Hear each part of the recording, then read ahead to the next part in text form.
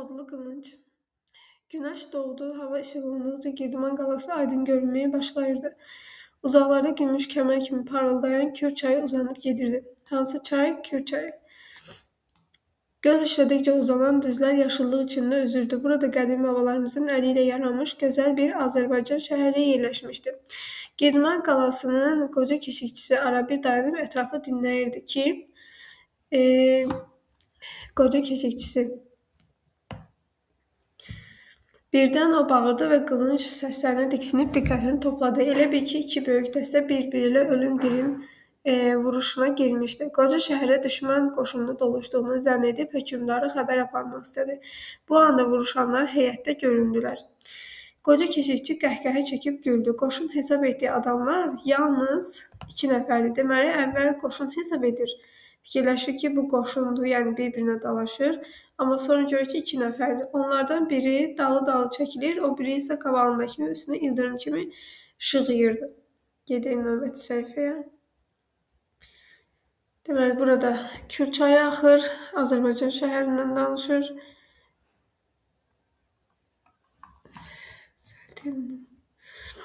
Azərbaycan şəhərindən danışır.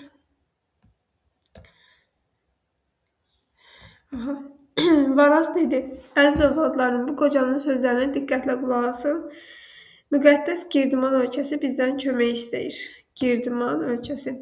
Odur, yenə üstümüzə düşmən gəlir. O çox insafsız düşməndir. Çapıb talayır, vurub yaxır, yıxır, insaf deyəndə qılınc çəkir, namus deyəndə od yağdırır, birinci üstümüzə ölüm gəlir. Mən də sizə son borcumu verməyə gəldim. 30 ildə həmişə ölüm bizdən uzaq olubdur. Girdiman adı gələndə hamı hörmətlə baş əyibdir. Amma indi mən qocalmışam. Bugün səhər ox süzdürüb qılınc çalmaq istədim. Deməli, bugün səhər durub bu adam, bu kişi, qoca kişi ox süzdürüb qılınc çalmaq istədim. Amma əllərim titrədi. Sərkərdəniz kim olacaq? Göstərin. Bu anda Urmuzun qılıncı parladı. Urmuz döyüşçüdür orada. O Varazın qarşısında əyildi. Varaz da hökmdardır. Girdiman ölkəsinin hökmdarı. Qılıncını oynatdı və dedi. Həmin bu sözləri danışan Varazdır.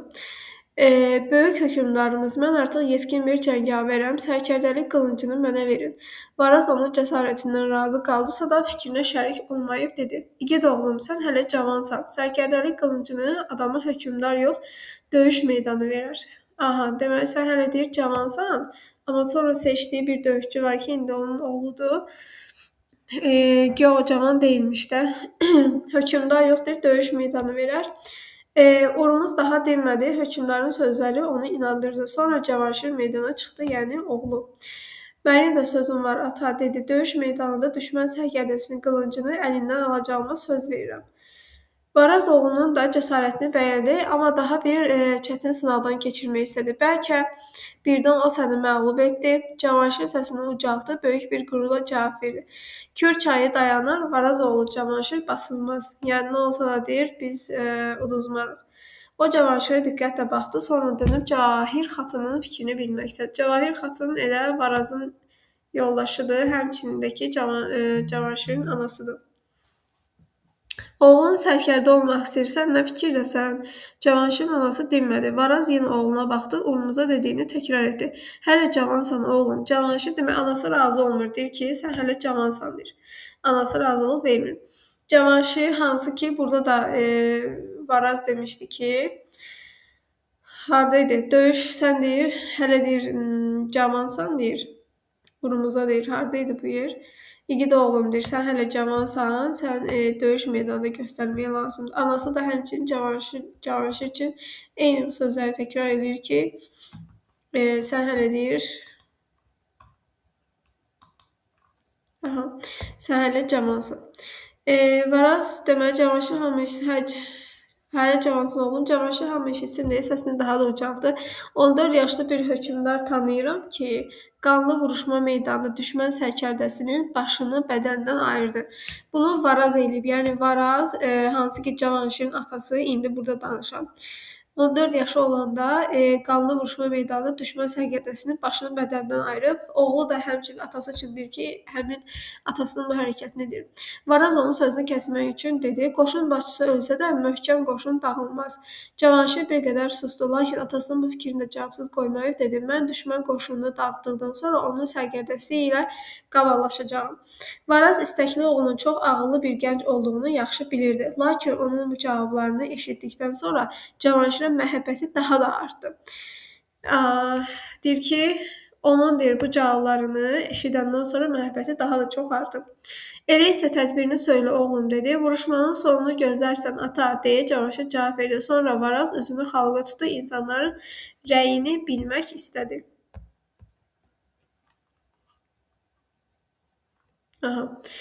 Razıyıq, razıyıq dedilər.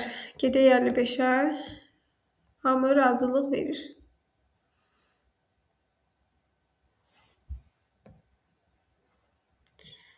Açılsın. Elə isə uğurlar olsun bala. Unutma ki, Girdiman torpağının sərhədi Kür çayının o tayından başlanır. Bunu bilirəm ata. Qoy mehriban ana mənə xeyir dua etsin. Deməli, buradan anasından xeyir dua istəyir. Diqqətli olursunuz. Cavanşir anasından xeyir dua istəyir. Bütün xalqın gözü daha doğrusu Cəvahir xatına zilləndi. Cəvahir xatın dediyimiz kimi Cavanşirin anasıdır. Onun hər bir kəlməsini yaxşı eşitmək üçün hamı diqqətlə qulaq asırdı. Cəvahir xatın dedi: "İndi də mənim sözlərimi dinlə oğlum. Bir zaman sən hələ uşaq ikən davada düşmənin polad qılıncı məni sinəmdən yaraladı. Deməli, müharibə olanda, döyüş olanda anasının sinəsindən düşmən yaralayıb. Mən ağlamadım oğlum. Cavanşirim sağ olsun dedim. Evə qayıtdım, sənin sinəni al qanla boyadım. Birbaşa evə qayıdıb sinəsini al qanla boyayıb. Mən davasız, dərmansız sağaldım. Dərsi izah edirəm. Mən davasız, dərmansız sağaldım. Sən də böyüyüb igid oldun. İndi vuruş meydanına gedirsən, atanı da, məni də sən əvəz edirsən. Çalış ki, düşmən səni arxadan vurmasın. Arxadan vurulan zərbə filminə də baxmısınız yəqin ki. Sinədən aldığın yaradan sonra ölüm yoxdur. Ananın qızıl qanına xəncər batmaz. Deməli deyir ki, yəni sinəndən yaralansan da bir problem yoxdur. Əsas odur səni kürəyindən yaralamasınlar. Davasız deyir, dərmansız sağalmışam həmçinin anası. Ananın sözlərini eşidən Girdiman cəngavərləri qılıncları havada oynadıb ucadan çığırdılar. Var olsun anamız. Sonra Cavanşir səsi eşidildi. İgid dostlar, anamın sözləri qollarıma qüvvət, gözlərimə işıq verdi. Atam bizi imtahana çəkir. Mənim də şərtim var. Hər saatda 7 çapar müharibə meydanına atama xəbər gətirsin. Nə etsin? Demək, Cavanşirin şərti nə idi? Hər saatda 7 çapar müharibə meydanından atama xəbər getirsin. Yəni, onlar döyüşdə olanda 7 çapar gəlib atasına xəbər verməlidir. Bax, bu meydanda 2 cərgə cavan düzülsün deyir. Bu cərgənin birinə 7 oğlan, əllərində xəncər, qılınc xəncər, o birisində isə 7 qız əllərində gül çiçək dayansın. Məğlub olub qayıtsan, qoy o 7 cəngavərin hərəsi mənə sağalmaz bir yara vursun. Əgər qabiliyyətlə geri dönsəm, 7 qız üstümə gül çiçək səpsin. Demək, Cavanşirin şərti o idi ki, döyüş meydanında olan hər bir hadisəni xəbəri gətirib 7 çapar atasına çatdırsın. Bir tərəfdən 2 cərgə düzülsün və bir tərəfdə 7 oğlan əlində qılınc xəncər, digər tərəfdə isə 7 qız əllərində gül çiçək dayansın və məğlub olsa əgər deməli qılınc xəncər bir yara vuracaq, əgər qalib olsa ki 7 qız üstünə gül çiçək səpəcək.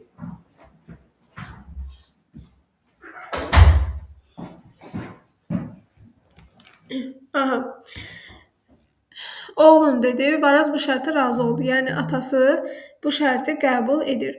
Oğlum dedi, düşmən atları Kürün müqəddəs sularından bir damla da içərsə, unutma ki, o qılınc yaralarını sənə 7 igid yox, bütün Girdiman ölkəsi vuracaq. Qalib gəlsən üstünə, o gülləri, çiçəkləri bütün Girdiman səpəcək. Yəni deyir ki, düşmən ölkəsi Kürün çayından, suyundan içməsin.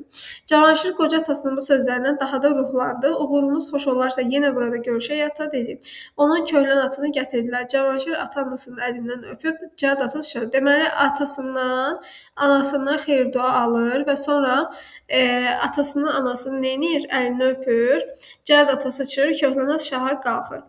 Hətta burada atın şaha qalxması da var. Hərəkət şirpulları gürladı, dağlar, dərələr titrədi. Cavan sərkərdənin qoşunu hərəkətə gələndə ata gözlərindən sevinc yaşlarını silərək dedi: "Göylər sənə yar olsun, oğlum." Aha. Göylər sənə yar olsun, oğlum. Günlər keçdi. Bax görürsüz 3 nöqtə var. Yəni bundan əvvəl də nələrsə olub.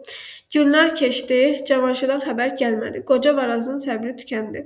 Kim bilir, bəlkə də bütün qoşun əsir düşmüşdür. Ana ürəyi buna dözmədi. Cavahir xatun dedi: "Səbr et Varaz, qocaldıqca deyəsən hökmdar olduğunu unutursan." Bu anda sarayın yaxınlığında yel qanadlı bir atlı göründü. Cavahir xatun onu hamıdan əvvəl gördü və dedi: "Cavanşirin elçisidir." Deməli, hamıdan qabaq kim görür? Cavahir xatun görür.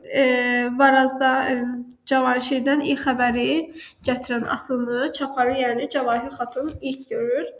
Sonra nə hadisələr baş verir? Baxaq.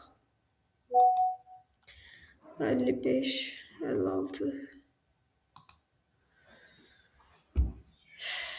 Aha. Hamı dərin bir həyəcan və intizarla atlı gələn tərəfə baxdı. Elçi gəlib atdan düşdü. Hökmdara Cavahir xatunun qarşısına baş əyib dedi: "Mən sərkərdəmizin ilk elçisiyəm. Düşmən Kür çayının bəri tayında idi. İlk həmlədə düşməndən 200, deməli düşməndən 200, bizdən isə 300-ə qədər igidin qanı Kür çayının sularını qırmızı rəngə boyadı."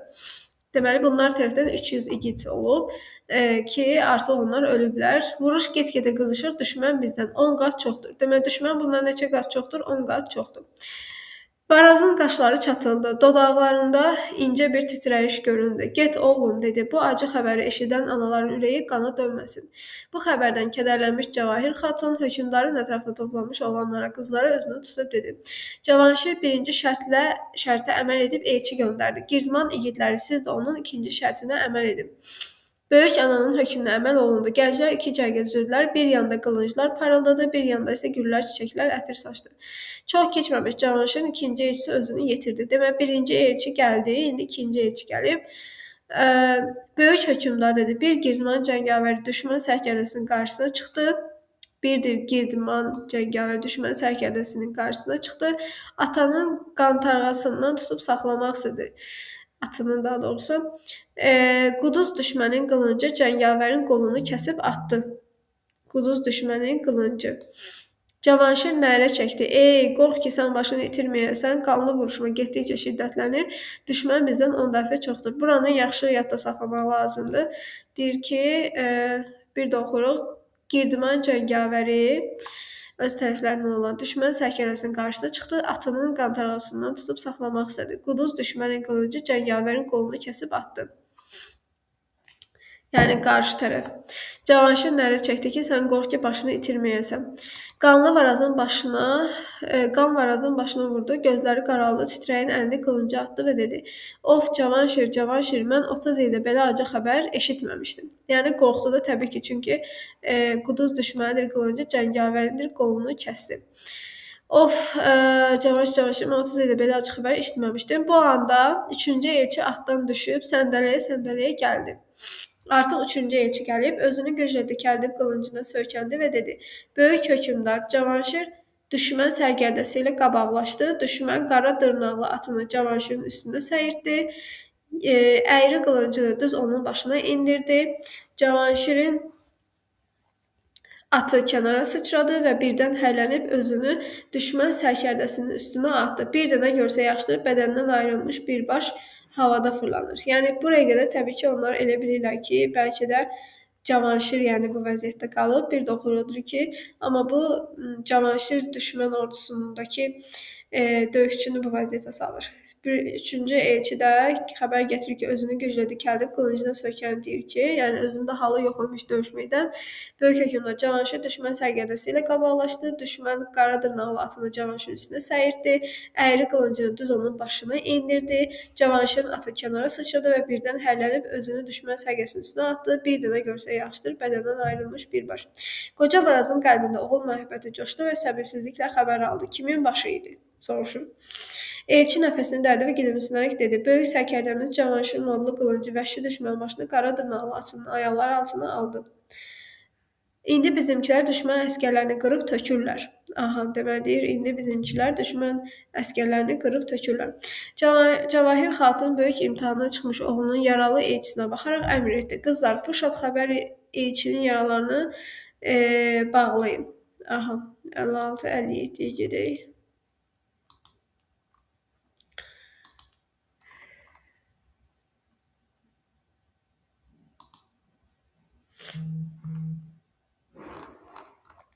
Yenə şeypur səsləri güruldadı. İndi Cavanşir özü Girdiman igidlərlə bərabər qayıdır. Deməli, burada 3 elçi iştirak edib. Birinci, ikinci və üçüncü elçi.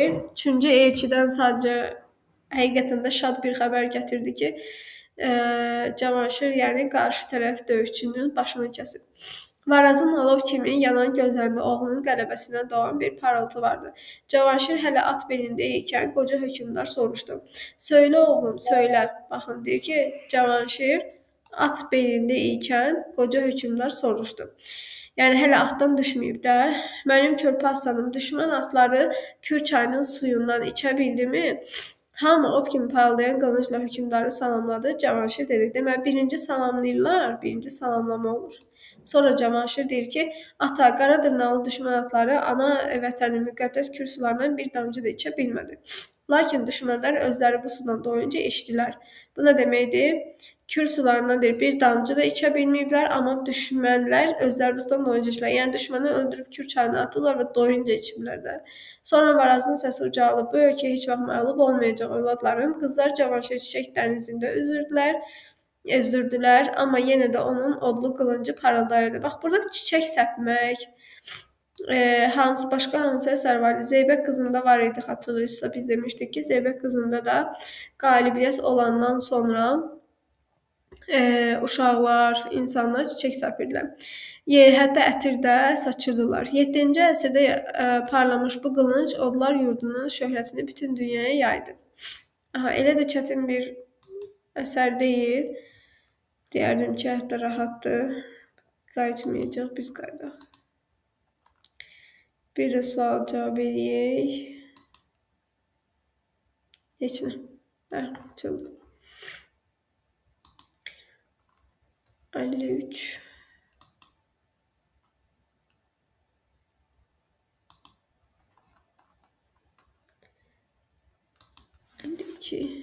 Aha. Deməli, Odlu qılınc kimin əsəridir? Mehdi Hüseynin əsəridir. Söhbət Azərbaycan şəhərindən gedir təbii ki. Girdiman ölkəsinin hökmdarı kimdir? Varazdır. Varazın oğlu Cavanşirdir. Cavanşirin anası Cavahir xatundur. Burada deyir ki, Varaz deyir ki, mən deyir, özüm deyir, ox atmaq istədim. Amma ki, deyir, bacara bilmədim. Yəni, yorulduğunu, artıq qocaldığını etiraf edir. 53.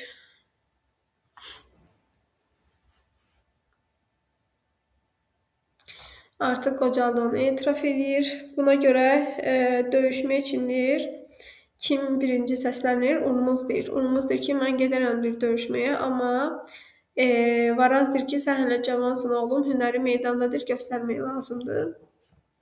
Sonra güya ki, yəni Cavanşir cavan deyildi ki. Neysə, sonra Cavanşir dedi ki, mən gedərəm. Atası onu biraz da sınamaq istədi. Və sonra deyir ki, hə, getsin və insanlar da deyir ki, siz razısınızmı? Hamıdan təbii ki, alqış səslər gəlir ki, razıdırlar. Həmçinin ən birinci soruşduğu Cavahir xatun olur ki, yəni razısanmı oğlunun getməyinə? Deməli, əsər başlayanda birinci kimin qoca, yəni kimin elə bilir ki, qoşun səsi gəlir. Qoşun səsinə gedir, baxır ki, iki döyüşçüdür, sadəcə döyüşür. Bununla başlayır. Vuruşan gənclərin bir üzü həmçinin güldü. İrəliyə doğru şığıyan dəliqanlı Girdiman hökmdarı Varazın oğlu Cavanşir idi. Yəni Cavanşir burada yaxşı döyüşürdü demək istəyir. Urmuzla Cavanşir döyüşür. Qələbəsinə dözməyib vətəzdə yox bu olmadı, ayağın daşa toxundu, sən hələ yalnız 2 zərbə indirmirsən, mən özüm sənin xətrinə dəymirəm. Aha, sonra deməli 54.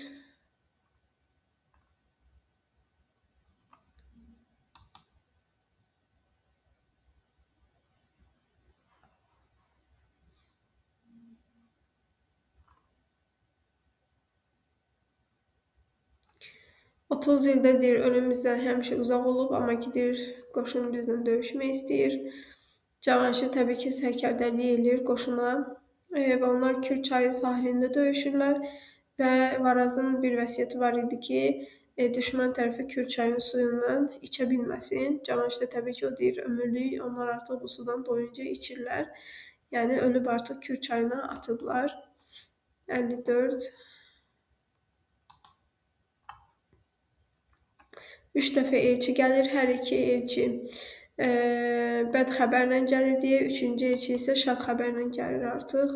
Birinci elçi deyir ki, bizdən deyir 200, onlardan deyir 200, bizdən 300 deyir igid ölüb. Birinci elçi bunu xəbər gətirir. İkinci elçi nədən xəbər gətirirdi? Həmçinin Varazın dediyi də onun şərti dedik. Və bir də onu deyək ki, elçilər gəlməmişdən qabaq günlərlə deyir, günlər keçdi, amma Cavanşirdən deyir xəbəri olmadı. Cavanşirdən xəbəri gəlməmişdi. Ondan sonra artıq birinci elçi gəlir və birinci elçi gələndən sonra bilirlər ki, qarşı tərəfdən 200, bizdən isə 300-ə igiddir, qanı Kür çayının sularına qarışıb deyir. Və sonra ikinci elçi gəlir. İkinci elçi təbii ki deyir ki, Girdman cəngavər düşmən sərkərdəsinin qabağına çıxıb, quduz düşmən qılıncı cəngavərin qolunu kəsib. Ondan sonra Cavanşir deyib ki, qorx ki, sən başını itirməyəsən. Və üçüncü elçi tamamilə şad xəbərlə gəlir ki, Cavanşir deyir, qarşı tərəfin, yəni döyüşçüsünün başını kəsib. Və beləliklə onlar qalibiyyət alıblar. Və sonra Cavanşir gələndə heç atdan enməmiş, atası deyir ki, söylə deyir, onlar sudan içə bildilərmi Kür çayının suyundan? Cavanşir də təbii ki deyir ki, bir damcı içə bilmədilər, amma deyir düşmənlər özləri bu sudan doyunca içdilər. Aha, və sonra qızlar Cavanşir Çiçək dənizində üzdürdülər. Bu da Zeybək qızında var, yəni çiçək səpmək.